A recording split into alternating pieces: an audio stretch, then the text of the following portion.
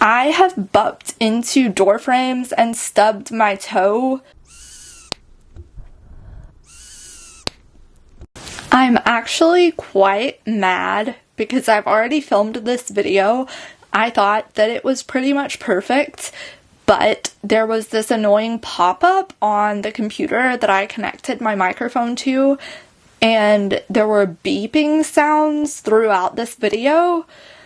Honestly, the first part of this video, the first time that I filmed it, I was speaking kind of off the cuff, so I can't remember quite what I said for that portion of the video, but I do have notes. I wanted to show a little bit of the stickers.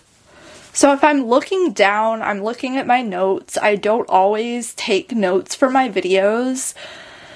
I do want to have a disclaimer that I am very new at talking about this subject, and I just feel very new to the community in general, so if I misspeak, I apologize in advance, and I don't mean to step on anyone's toes.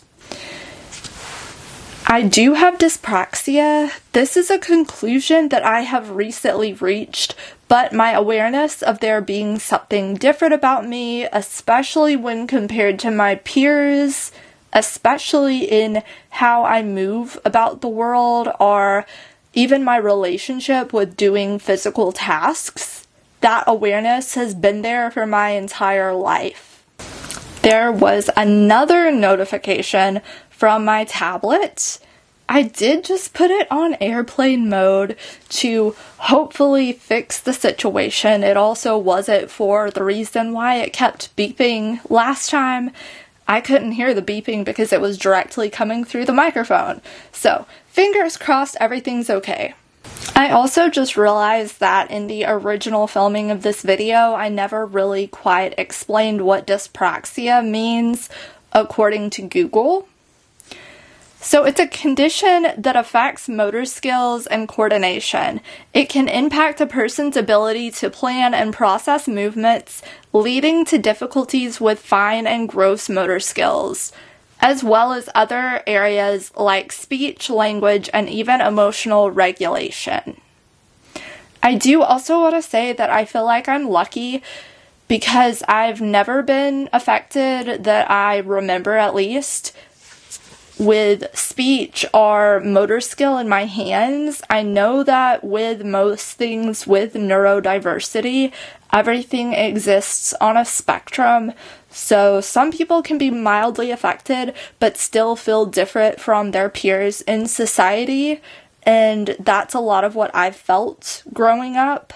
A lot of other people, though, can be affected more severely, so everything does exist on a spectrum. There's always been this sense of something's not right with me, especially when I entered into school. I knew that something was different about me from my peers, and I couldn't really put my finger on it. It seemed like there were a lot of things that they could do a lot more seamlessly than me, especially involving organization, but it also impacted other mundane physical activities. I remember my mom mentioning one time that I was like the least organized individual in my kindergarten class, and I think that that had a lot to do with dyspraxia. I've also been clumsy for all of my life, and things like gym class and team sports have always really stressed me out. I think that it's because I'm missing, or maybe my sense of what's around me and the spatial relationship between objects has been impaired somehow, but it's always been like that for me. I can even remember in my first years of school when the teachers passed out those boards with the fabric on them so that you could practice like buttoning and zipping things. I remember experiencing difficulty with that, and it really stressed me out. I didn't really know why. It took me a long time to get how to mold fabric, how to tie things and button things, and that was an embarrassment as a child because I noticed that I was slow at doing these things. I should mention that dyspraxia doesn't impair intellect. So it's not an intellectual disability, it's just a motor acquisition skill deficit. A few things that I've struggled with because of my dyspraxia include difficulty with sports. I remember I tried pretty much every sport from elementary school to middle school, and I was never really good at any of them.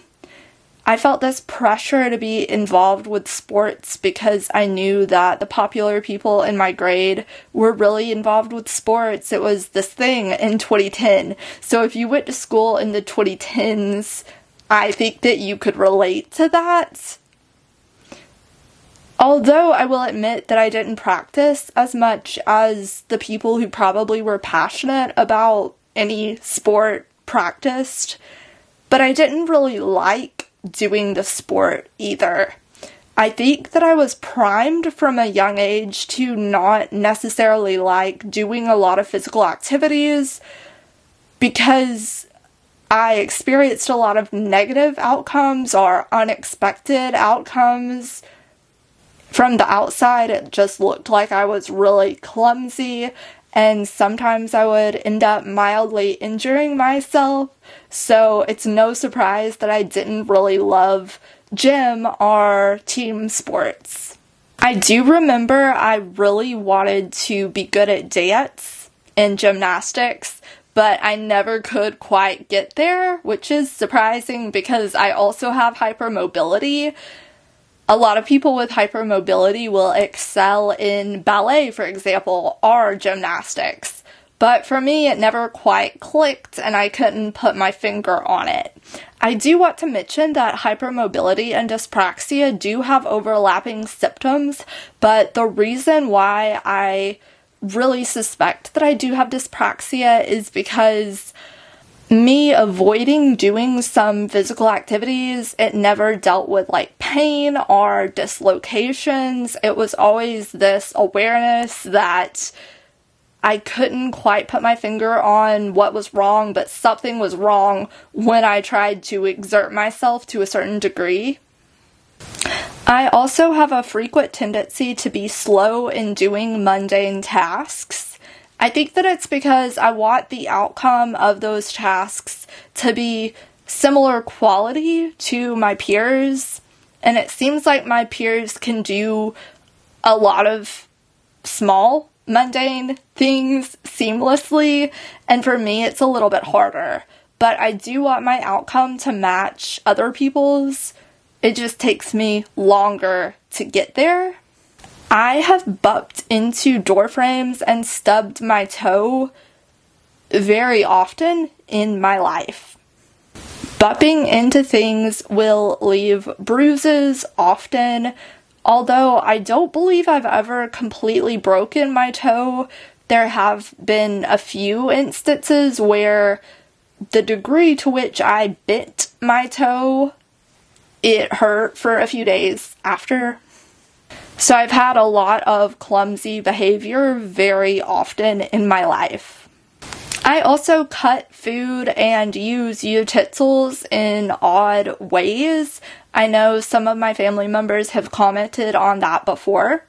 I think that it is more comfortable for me to use utensils in a different way than other people, and I'm not really sure if it's due to dyspraxia or hypermobility or maybe a little bit of both. It does make preparing food and cooking even more of a chore, but I like cooking because I love eating and I have food allergies, and sometimes you just have to cook the food yourself when you have food allergies. So making meals often takes a long time for me. I think that it's the nature of like gluten-free cooking is most of it. The way that I use utensils might be a little bit more taxing on me than it is for other people. I've always felt like I've had poor spatial understanding and the relationship between different objects spatially has never been super clear to me without me having to study it a little bit more. And it doesn't have to do with my eyesight. It's like this invisible sense that I feel like I'm lacking. So these differences have led me to procrastinate many mundane tasks, especially chores, and it's not as if I don't appreciate cleanliness. It's more like this is going to take me longer to do, and I know that. It's like I've been primed to hate doing physical tasks, so I prioritize everything else above that. And if there's not any creativity involved, then I'm not prone to starting on a project. I will say that it is different for me in a kitchen environment or with anything dealing with food. I like to be super clean about those things, but I do think that that also has something to do with me having food allergies. My slowness at completing physical tasks has been very stressful in different situations in the past. Like, for example, when I had stocking-related shifts at my merchandise job. Essentially, I only really had one of those, and then after that, whenever I found on the schedule that I was scheduled for one of those types of shifts, I would just switch with someone else for a more customer service oriented job, because I would much rather ring people up and just help people in general individually than have to worry about filling carts up and rolling them out to the shelving area and physically putting them on shelves in a repetitive manner. Like the one time that I had a stocking shift, my manager at the location was worried because our shelves looked like we were low in stock in various things when we actually worked.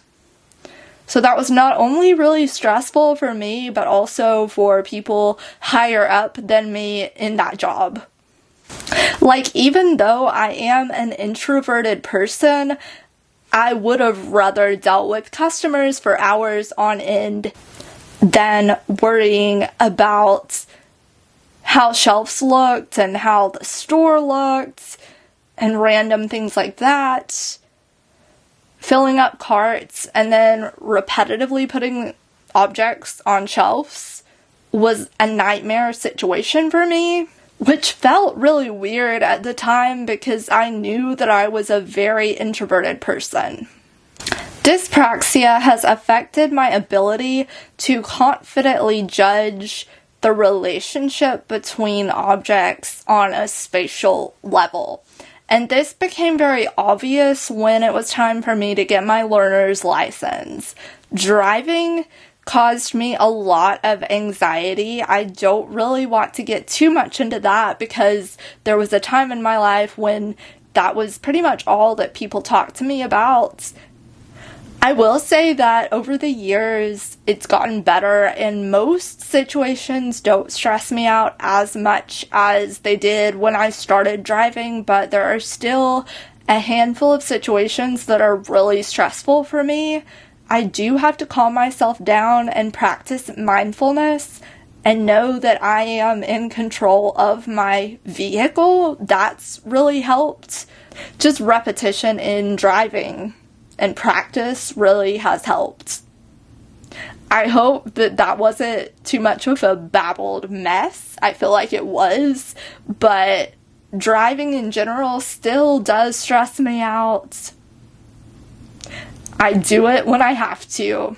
It's kind of a bummer that there are some situations that are still stressful for me when it comes to driving, because in America, driving is like the #1 most popular form of transportation, and I love to travel. I think I've mentioned this before, but I do want to remind people that this particular condition is not about your eyesight. It's more about your confidence gauging the spatial relationship with the world around you. It's this invisible sense that a lot of people take for granted, but I don't have a strong relationship with that sense.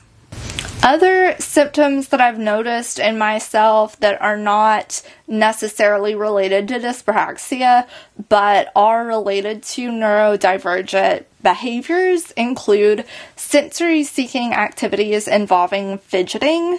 Now, this is something that I feel like I tried to make as minimal as possible going into school because I didn't want to draw a bunch of attention to myself.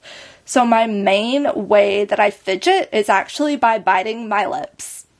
This was really difficult when I had braces because my lips could get stuck in the wires of my braces.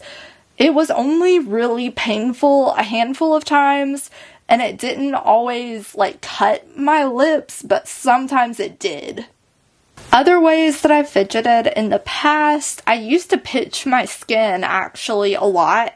And at the time, I had convinced myself that it wasn't super noticeable, but looking back, it definitely was. Another thing that I used to do is I would take a textbook and I would fold all of the pages up and down like at once. But I stopped doing that when I realized that it actually did bother other people in the class. I've also read that neurodivergent women in general have a broad lexicon. Lexicon is basically like a vocabulary, and you can talk about it in terms of a person or a language.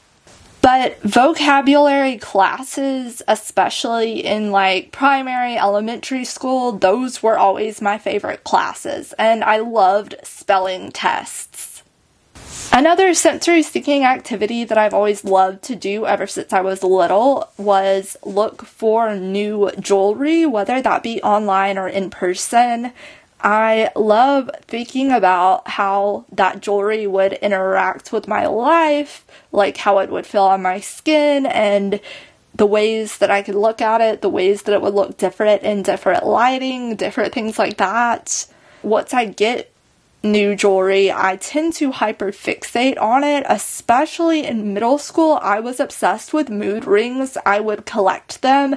I would have 5 at a time. I wouldn't wear them all at the same time because I was paranoid about damaging them by getting them wet, because I read that if you get mood rings wet, you essentially ruin them. But I do remember in class, all day in school, I would constantly be looking down at my finger to see what color my mood ring was, to interpret my mood. That was something that I was fascinated in, and I don't think that many of my peers were that intensely interested in any kind of jewelry. I wanted to make this video because I know that I'm not the only one who has had problems like this growing up. But I haven't really seen anyone on social media specifically talking about dyspraxia. There have been many times in my life when I have felt very clumsy. Luckily for me, despite my tendency to fidget and hyperfixate on specific things, my dyspraxia has not affected my attention span. I know in school I hated math and I didn't really like science, so sometimes I would have a tendency to zone out in those subjects, but I never did it to a degree where it really affected my grade in any subject. I know that I'm lucky that dyspraxia didn't affect my academic life, and I'm very lucky to have a 4-year degree. I know that that's not attainable for a lot of people, and not just for financial reasons. So I appreciate how easy it was for me to learn in a structured environment. Especially now that I have a name for something that I struggled with, something that caused me a lot of anxiety and a lack of confidence for so many years. In moments where I do have to really worry about how my body looks, when I have to worry about being graceful, I can feel a lot of my body tense up. and it feels like I'm becoming rigid or frozen, but I enjoy moments where I don't have to worry about that so much, or moments in formal events where the attention's not on me, so I can relax a little bit. And I think that a lot of people with dyspraxia could probably relate to that as well. My aim for this video was to make someone feel like they are less alone, because if I had a name for this sense that I felt like I had very little control over when I was younger, maybe I wouldn't have felt so little confidence about this part of my life, especially when it involved something really obvious like gym, like running. And I know what some people in the comments are going to want to say. They're going to say, you should do strength training, you should exercise more. And honestly, I just think that I've been primed to have a negative feeling and attitude in general about those things. So while I'm not completely closed off to doing some of that, I don't think that I'm ever gonna be someone who's really excited about running or going to the gym. Anyway, stay beautiful.